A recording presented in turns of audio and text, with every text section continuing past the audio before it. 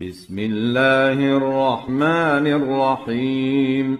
الرحمن علم القرآن، خلق الإنسان، علمه البيان.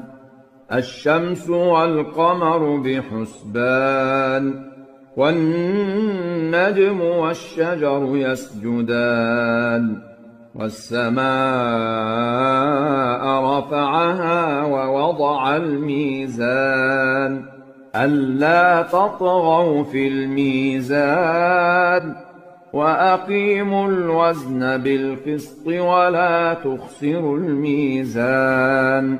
والأرض وضعها للأنام، فيها فاكهة والنخل ذات الأكمام، والحب ذو العصف والريحان. فبأي آلاء ربكما تكذبان؟ خلق الإنسان من صلصال كالفخار، وخلق الجان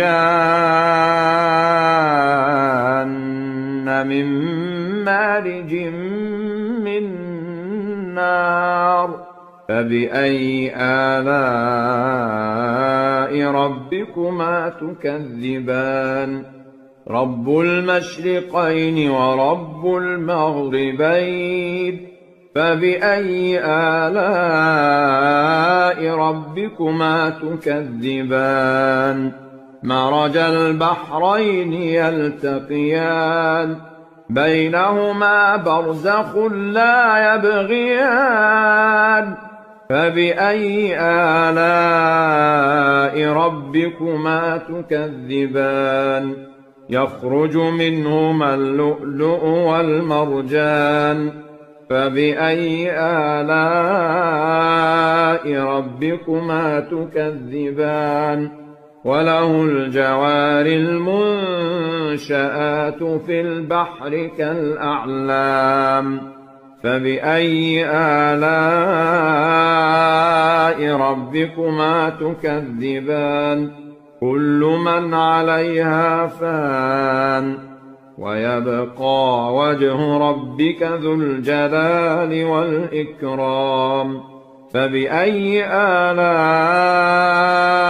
ربكما تكذبان؟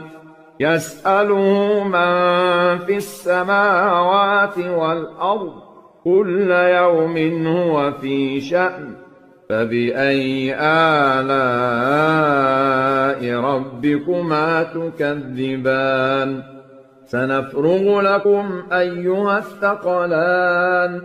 فبأي آلاء ربكما تكذبان؟ يا معشر الجن والإنس إن استطعتم أن تنفذوا من أقطار السماوات والأرض فانفذوا، لا تنفذون إلا بسلطان. فبأي آلاء ربكما تكذبان؟ يرسل عليكما شواظ من نار ونحاس فلا تنتصران. فبأي آلاء ربكما تكذبان؟ فإذا انشقت السماء فكانت وردة كالدهان. فبأي آلاء ربكما تكذبان؟ فيومئذ لا يسأل عن ذنبه إنس ولا جان. فبأي آلاء ربكما تكذبان؟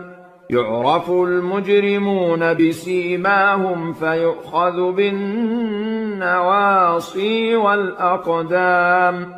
فبأي آلاء ربكما تكذبان هذه جهنم التي يكذب بها المجرمون يطوفون بينها وبين حميم آن فبأي آلاء ربكما تكذبان ولمن خاف مقام ربه جنتان فبأي آلاء ربكما تكذبان ذواتا أفنان فبأي آلاء ربكما تكذبان فيهما عينان تجريان فبأي آلاء ربكما تكذبان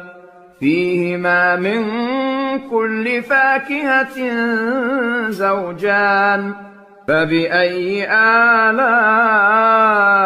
ربكما تكذبان متكئين على فرش بطائنها من استبرق وجنى الجنتين